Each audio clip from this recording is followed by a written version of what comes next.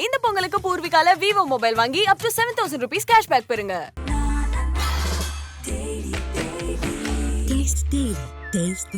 மூச்சு திணறல், மூச்சு இழைப்பு, குரட்டையால் அவதியா, நுரையீரலை ஆரோக்கியமானதாக்கி எளிதாக சுவாசித்திடுங்கள். தங்கம் 24x7 ஆஸ்துமா சிகிச்சை நாமக்கல் மற்றும் கான்பூர். இந்த வலது கால் திருக்கப்பட்டு இங்கே இருந்தது வலது கால் விரல ரெண்டா உடச்சு இங்கே வச்சா போடலாம். அந்த அளவுக்கு ப்ரூட்டல் ரேப் செய்யப்பட்டிருந்தது.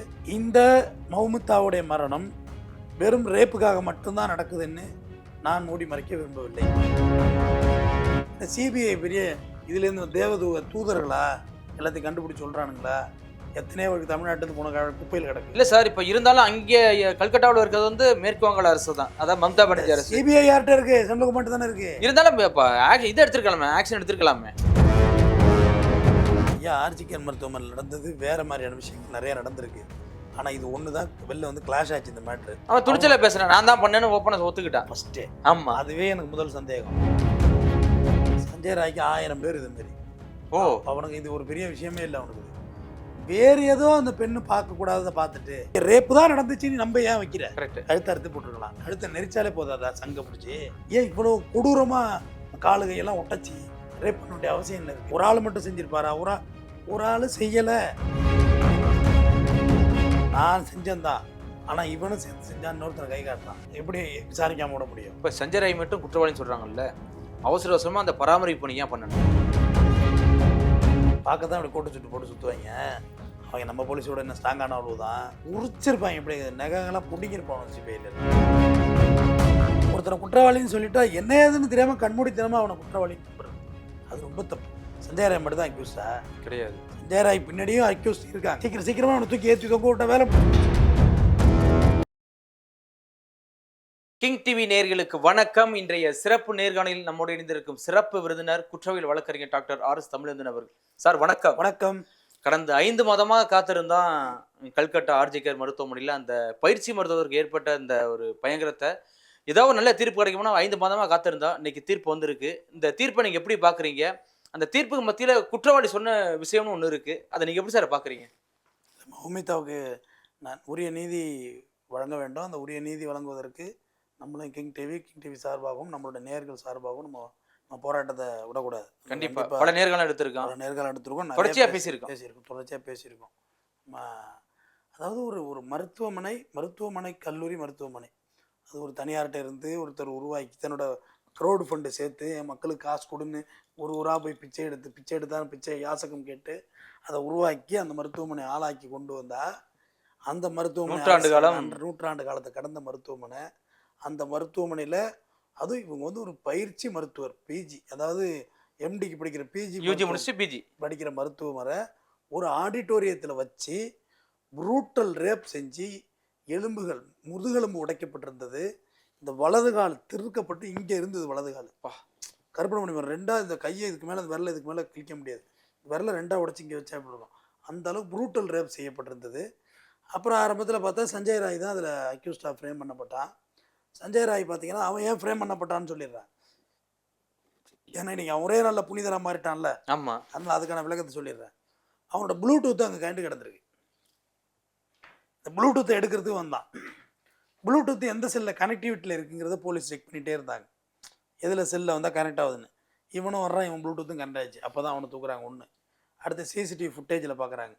சஞ்சய் ராய் இது மாதிரி ஏற்கனவே அங்கே பல பெண்கள்கிட்ட தவறாக நடக்க முயற்சித்ததாக ஒரு வரலாறு சொல்கிறாங்க. இத்தனைக்கு சஞ்சய் ராய் போலீஸ்ன்னு சொல்லி அங்கே சுற்றிக்கிட்டு இருந்தான். அவன் போலீஸும் கிடையாது, ஃப்ரெண்ட்ஸ் ஆஃப் போலீஸ். அந்த ஒரு செக்யூரிட்டி லெவலான ஒரு தகுதி உடையவன் தான் அவன்.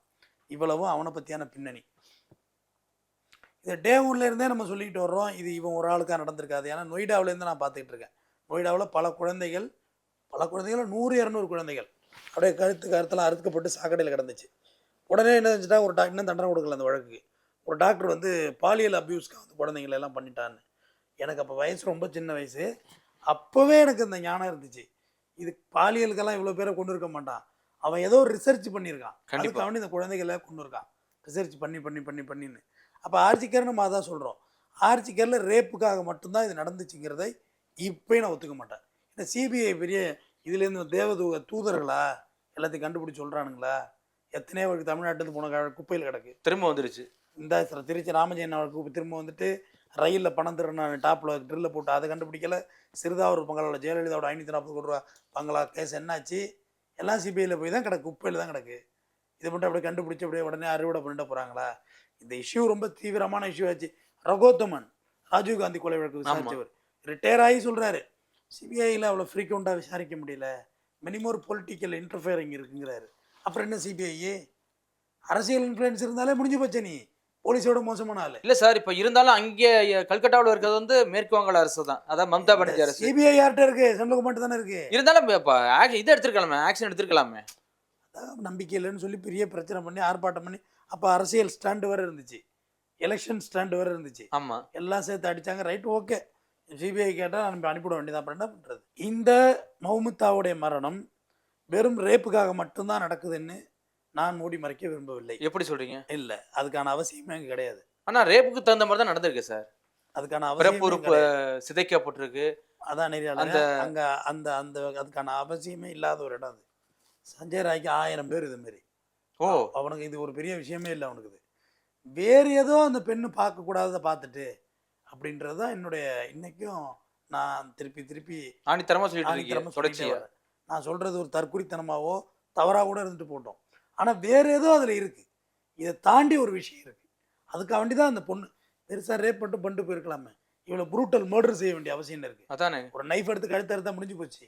ஏன் இவ்வளோ ப்ரூட்டலாக கன்ஃபியூஸ் ஆகிற அளவுக்கு இங்கே ரேப்பு தான் நடந்துச்சுன்னு நம்ம ஏன் வைக்கிற? கரெக்ட், கழுத்தை அறுத்து போட்டுருக்கலாம். கழுத்தை நெரிச்சாலே போதாதா? சங்க பிடிச்சி ஒரு 5 நிமிஷம் நெரிச்சா பார்த்தா செத்து போயிட மாட்டாங்களா? கண்டிப்பா. ஒரு கட்டை எடுத்து அடிச்சா செத்துட மாட்டாங்களா? ஏன் இவ்வளோ கொடூரமாக காலுகையெல்லாம் ஒட்டச்சி ரேப் பண்ண வேண்டிய அவசியம் என்ன இருக்குது? இல்லை, ஒரு ஆள் இது மாதிரி பண்ணியிருக்க முடியுமா சார்? சஞ்சய் ராய் மட்டும் இவ்வளோ சம்பவங்கள் பண்ணிட முடியும்? நிச்சயமாக முடியாது, நிச்சயமாக முடியாது. அங்கே வேற ஏதோ ஒரு ஒரு பொருளை மறைக்கிறதுக்கு இந்த குற்றத்தை வெளில கொண்டு வந்தாங்கன்னு தான் நான் நம்புகிறேன். என்னையோ சஞ்சய் ராய் ஆட்டோ க்ளோஸ்ன்னு வச்சேங்க, அது முடிஞ்சு போச்சு. ஆனால் சஞ்சய் ராய் இன்னைக்கு சொல்லியிருக்காப்புல, இதில் நான் மட்டும் சம்மந்தப்படலைங்க, அதுதான் இப்போ ஐபிஎஸ் அதிகாரி ஏகப்பட்ட பேர் இருக்காங்க. அதுதான் இப்போ ட்விஸ்ட் ஆகி போச்சு. இப்போ கேட்டிங்கல்ல, ஒரு ஆள் மட்டும் செஞ்சிருப்பாரா? ஒரு ஆள் செய்யலை. அப்போ மற்ற பேர் யார்? மற்ற பேரெல்லாம் இப்போ தெரிஞ்சாகணும். ஆமாம், சிபிஐ அது இல்லவே இல்லை. இது மாதிரி நான் மட்டும் கிடையாது, என் பின்னாடி ஒரு ஐபிஎஸ் அதிகாரி இருக்காரு அப்படின்னு வாயை திறக்கிறான். நீங்கள் ஒரு குற்றவாளி சொல்கிறது அப்படி கடந்து போக முடியாது. கண்டிப்பாக குற்றவாளி நான் குற்றமே செய்யலை, இவன் தான் குற்றம் செஞ்சான் அப்படின்னு நான் சொல்லலை. நான் செஞ்சேன்தான், ஆனால் இவனும் சேர்ந்து செஞ்சான், இன்னொருத்தனை கை காட்டுறான். அப்போ இன்னொருத்தனை எப்படி செக் பண்ண, எப்படி விசாரிக்காமல் விட முடியும்? அதானே. அதோட திங்கக்கிழமை ஜட்ஜ்மெண்ட் வழங்குறதுல வாய்ப்புகள் குறைவு தான். அவன் யார் என்னன்னு விசாரிக்கணும். சிபிஐ சார், இப்போ இந்த மருத்துவக் கல்லூரி முதல்வரே மாட்டியிருக்காருல்ல, அவருக்கு இடி ரைட்லாம் போணுச்சு. அதுக்கப்புறம் இங்கே வந்து நிறையா உடல் உறுப்புகள் வந்து பறிக்கப்பட்டிருக்கு அப்படிலாம் சொல்லியிருக்காங்க. அப்படிங்கும்போது அது பெரிய டீம் தானே பண்ணியிருக்க முடியும். ஐயா, ஆர்ஜிகர் மருத்துவமனையில் நடந்தது வேறு மாதிரியான விஷயங்கள் நிறையா நடந்திருக்கு. ஆனால் இது ஒன்று தான் வெளில வந்து கிளாஷ் ஆச்சு. இந்த மேட்ரு, இந்த ஃப்ளாஷ் ஆன மேட்ரை வச்சு சஞ்சய் ராயை வச்சு கதை கட்டினாங்க.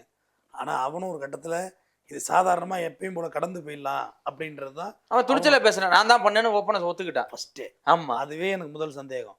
யாரும் இதை அப்படி ஒத்துக்க மாட்டாங்க. அப்போ வேறு யாரோ ஒத்துக்க சொல்கிறாங்க, வேறு ஏதோ குற்றத்தை மறைக்க இதை ஒத்துக்கிட்டாங்க. ஆனால் சஞ்சய் ராய் வந்து உண்மையான குற்றவாளி இருந்தாலும் கூட அவன் ஒருத்தன் தான் சம்மந்தப்படல. இல்லை, இப்போ அவன் கையை காட்டுறான். விசாரணை நடத்துவது நியாயமான ஒரு நீதிக்கான அழகு. இந்த விசாரணையில் நான் ஒன்று சொல்கிறேன், நெறியாளரை உயிரோட வந்துட போகிறதில்ல செத்தவங்க. அது எனக்கும் தெரியும், உங்களுக்கும் தெரியும், பிறந்த குழந்தைக்கும் தெரியும். ஆனால் எங்கேயோ ஒருத்தன் கொலை பண்ணி விட்டு கற்பழிச்சு விட்டு சிரிச்சுக்கிட்டு சந்தோஷமாக சுற்றி நடமாடக்கூடாதுங்கிறது தான் என்னோட வேதனை. எவனோ ஒருத்தன் எங்கேயும் சந்தோஷமாக இருக்கக்கூடாது. நீ சட்டத்துக்கு முன்னே வா, நீ அக்யூஸ்ட். இப்போ இவன் கை காட்டுறவனா குத்திக்காத வச்சு விசாரிக்கணும். ஆனால் இதில் நிறைய பேர் காவந்து பண்ணியிருக்காங்க, ஜாமீன் கொடுத்துருக்காங்களா சார்? நிறைய பேர் காவந்து, அந்த கல்லூரி முதல்வருக்கு ஜாமீன் கொடுத்துருக்காங்க. நிறைய பேர் காவந்து பண்ணியிருக்காங்க. அது அவசியமே இல்லை. நம்ம கட்சிக்காரனாக இருக்கான், இல்லை நம்ம கூட பிறந்தவனாக இருக்கான், குற்றம் செஞ்சுட்டானா, அது என் தம்பியாக இருந்தாலும் சரி, செஞ்சுட்டு இல்லை, ஆமாம் ரைட்டு, நீ குற்றவாளி, நீ ஏன் சட்டத்துக்கு முன்னாடி போராடி வெல்லவா, உன்னை நல்ல வக்கீல் வைக்கணுமா, நல்ல வக்கீல் வைக்கிறேன். ஒரு சகோதரனா அதானே நான் செய்ய முடியும். ஆமாம், உனக்கு வேறு என்னென்ன செய்யணுமோ நான் செய்கிறேன். ஆனால் உன்னை காவந்து பண்ணுறதுக்கான நேரட்டு விஷயங்கள் நான் செய்ய மாட்டேன். நீதியிலேருந்து போராடி நீ வா, அதானே செஞ்சுருக்கணும். அப்போ அதுக்கு எத்தனை பேர் அதில் ரெஸ்கியூ பண்ணியிருக்காங்க தெரியுமா? அந்த வழக்கில் சஞ்சய் ராய் மட்டும் தான் அக்யூஸ்டா? கிடையாது. சஞ்சய் ராய் பின்னாடியும் அக்யூஸ்ட் இருக்காங்க. இதுக்கு முன்னாடி இந்த மாதிரி சம்பவங்கள் நடந்திருக்கு. அப்போ அதெல்லாம் விசாரிக்கணும்ல. அதெல்லாம் விசாரிக்காம நீ அவசரமாக தொங்க விடுறதுலே குறியா இருந்தால் என்ன அர்த்தம்? கண்டிப்பாக சீக்கிரமாக அவனை தூக்கி ஏற்றி தொங்க விட்ட வேலை முடிஞ்சு போச்சு.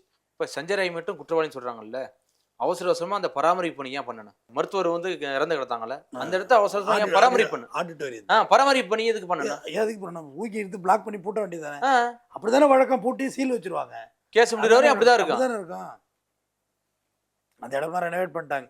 இப்போ நிஜமா அழிச்சு கொண்டு வேற யாரையும் எவிடன்ஸ் காமிக்க வச்சா கூட காமிக்க சொல்ல தெரியாது, அழிச்சு கொண்டு போய் வச்சாச்சு. அப்போ இதெல்லாம் ஏன் நடந்துச்சு? இவ்வளோ கேள்விகள் இருக்கு. நம்மள்கிட்டயே ஒரு மனோபோக்கு உண்டு. ஒருத்தனை குற்றவாளின்னு சொல்லிட்டா என்ன ஏதுன்னு தெரியாமல் கண்மூடித்தனமாக அவனை குற்றவாளின்னு நம்புறது, அது ரொம்ப தப்பு. அவன் எந்த சூழ்நிலையில் அந்த குற்றத்தை ஒத்துக்கிட்டான், அவனுக்கு பின்னாடி அதோடு தான் நான் என்கவுண்டருக்கு எதிராக பேசிகிட்டு இருக்கேன். கண்டிப்பாக என்கவுண்டர் எப்படி சரி? கூப்பிட்டு விசாரி, எனக்கு பின்னாடி யார் இருக்கா, என்ன இருக்கா, எத்தனை பேர் சேர்ந்து செஞ்சான்னு விசாரித்து கொண்டு வர்றது தான் ஒரு போலீஸ்காரனோட வேலை. சுட்டுட்டு அத்தோட முடிஞ்சிருதுல்ல பஞ்சாயத்து. அப்படி சஞ்சய் ராய் சொன்னது வந்து நம்ம வில்லேஜாக கடந்து போக வேண்டாம். இல்லை, சஞ்சய் ராய் வந்து குற்றவாளிக்கு உடந்தையோட போயிருக்கலாம், ஆனால் குற்றவாளி இருக்க வாய்ப்பு இல்லை. இந்த பாருங்க 330ன்னு சொல்லுவாங்க இங்கே நம்ம இதில். இந்த மாதிரி குற்றம் சொல்லப்படாமல் என்ன சொல்கிறாங்க, அது வழக்கு ஆரம்பிக்குள்ள சொல்லுவாங்க, இல்லைங்கய்யா பொய் வழக்குன்னு சொல்லுவோம். கேஸ் ஸ்டார்ட் ஆகும், கடைசியாக ஜட்ஜ்மெண்ட் அன்றைக்கி கேட்பாங்க, இந்த மாதிரிலாம் அவங்க வேலை வழக்கு சொல்லியிருக்கு, என்ன சொல்லியிருக்கு, அதே 330 இல்லைங்க பொய் வழக்குன்னு சொல்லுவோம். அதுக்கு மாதிரி ஜட்ஜ்மெண்ட்டை வாசித்து இப்போ என்ன சொல்கிறீங்கன்னு கேட்பாங்க. அப்போ என் தண்டனை குறைச்சி கொடுங்கன்னு கேட்பாங்க. இதுதான் ஸ்டேஜ். இதுதான் வழக்கின் தன்மை. ஆனால் இவன் புது விஷயத்தில் சொல்கிறான். அதானே இப்போ முதல்ல விஷயம் சஞ்சய் ராய் தான் குற்றவாளி இல்லைன்னு அட்மிட் நெக்லெக்ட் பண்ணல, நான் குற்றவாளி தான் இந்த வழக்கில், ஆனால் இன்ன பேர் இருக்கான் கை காட்டுறானே, அப்போ எப்படி கடந்து போக முடியும்? கண்டிப்பாக நீதிமன்றம் கடந்து போகாது. பாக்கி பேரும் விசாரிச்சாகணும் தர்மத்தோடு நடந்தா. கூட்டு மற்ற பேர்லாம் யார், எல்லோரும் வா எல்லாரையும் தூக்கு, இனிமேல் டேரெக்டாக கோர்ட்டு எங்களுடைய நேரடி பார்வையில் விசாரணை நடக்கட்டும், அக்யூஸ்லாம் இங்கே கொண்டு வா, 2 மேஜிஸ்ட்ரேட்டை உட்கார வை, அது கோர்ட்டுக்கு அதிகாரம் இருக்குல்ல. ஆமாம், 2 மேஜிஸ்ட்ரேட்டை உட்கார வை, எல்லா ஸ்டேட்மெண்ட்டும் மேஜிஸ்ட்ரேட்டை ஒப்படைங்க. போலீஸ் ஒன்லி ஃபார் விசாரணை அதிகாரி தான், நீ விசாரணை வாங்குறதெல்லாம் மேஜிஸ்ட்ரேட் வாங்கிக்கிட்ட ஸ்டேட்மெண்ட்லாம் அப்படின்னு இறங்கினா முடிஞ்சு போச்சு. கண்டிப்பாக இன்னும் 1 மாதம் ஆக போகுது, வேற என்ன இட போகுது? 5 மாதம் பொறுத்து இருந்துட்டோம். அந்த சார் இந்தியாவை உற்று நோக்குன ஒரு வழக்கு சார். அதான் அந்த அதே கல்லூரி முதல்வர் வந்து இந்த இதில் வந்து நான் ராஜினாமா பண்ணிட்டு போகிறேங்கிறாரு, இன்னொரு கல்லூரியில் வந்து இதே முதல்வர் போஸ்டிங்கே கிடைக்குது. அப்படிங்கும்போது எப்படி கிடைக்கும்? எப்படி கிடைக்குது? அதானே இங்கே ஒருத்தர் பொலிட்டிக்கல் இன்ஃப்ளூயன்ஸ் இருக்குங்கிறீங்களா? அப்படி இங்கே ஒரு இன்கேப்பபிளான ஒரு ஆள் இன்னொரு இடத்து அக்யூஸ்ட் ஆனாலும் இன்னொரு இடத்துக்கு போய் உடனே பதவி கிடைக்குதுன்னா என்ன அர்த்தம்? அது இன்ஃப்ளூயன்ஸ் இல்லை. இது இது ஒரு எப்படி சொல்கிறது, நம்ம நாட்டுடைய கட்டமைப்புன்னே தெரியல. ஏற்றுக்கிறாங்களேங்க, ஏற்றுக்கிறாங்களே. 100 பெண்களுக்கு மேலே கற்பழிக்கப்பட்ட வழக்கில் இருக்கிறவருடைய தகப்பனுக்கு மறுபடியும் அதே தொகுதியில் சீட்டு கொடுக்குறாங்க, ஜெயிக்கிறாரு. அவர் எப்படி ஜெயிக்கிறாரு? அதானே சொல்லுங்கள், எனக்கு புரியல இந்த விஷயம்லாம். ஜெயிக்கக்கூடாதுல்ல, செல்வாக்கு மக்கள் ஓட்டு போடக்கூடாதுல்ல, போடுறாங்க. எல்லாம் இருந்தாலும் அரசியல் சாயம். இது வந்தால் அவங்க கட்சிக்காரங்க, அவங்கள காப்பாற்று, இவங்க கட்சிக்காரன் இருக்கட்டும், அது ஒரு பார்ட்டு. பட் அவன் செஞ்ச தப்புக்கு தண்டனை கொடுக்கணும்ல. ஆர்ஜிக்கரில் அதே தான். இந்த டீன் இங்கேருந்து ராஜினாமா பண்ணிட்டு போகிறாப்புல, ரிசைன்மெண்ட்டு வேற ஒரு இடத்துல தூக்கி கொண்டு வச்சு உடனே பொறுப்பு கொடுக்குறாங்க.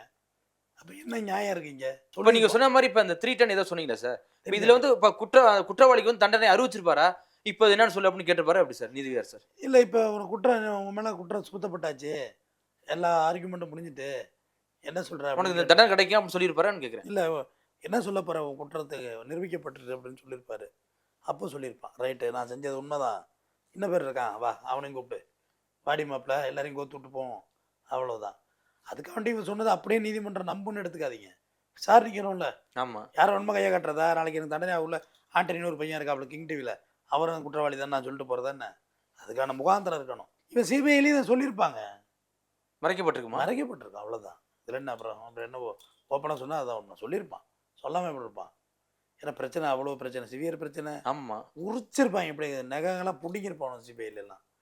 பார்க்க தான் அப்படி கோட்டு சுட்டு போட்டு சுற்றுவாங்க. அவங்க நம்ம போலீஸோட என்ன ஸ்ட்ராங்கான அவ்வளோதான், பிடிங்கிருப்பாங்க கொரடா போட்டு நகத்தையெல்லாம்.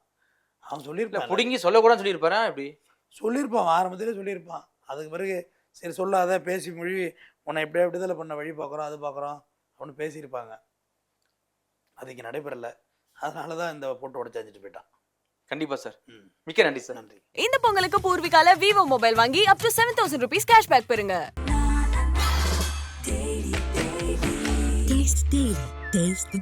மூச்சு திணறல், மூச்சு இழைப்பு, குரட்டையால் அவதியா, நுரையீரலை ஆரோக்கியமானதாக்கி எளிதாக சுவாசித்திடுங்கள். தங்கம் 24x7 ஆஸ்துமா சிகிச்சை நாமக்கல் மற்றும் கான்பூர்.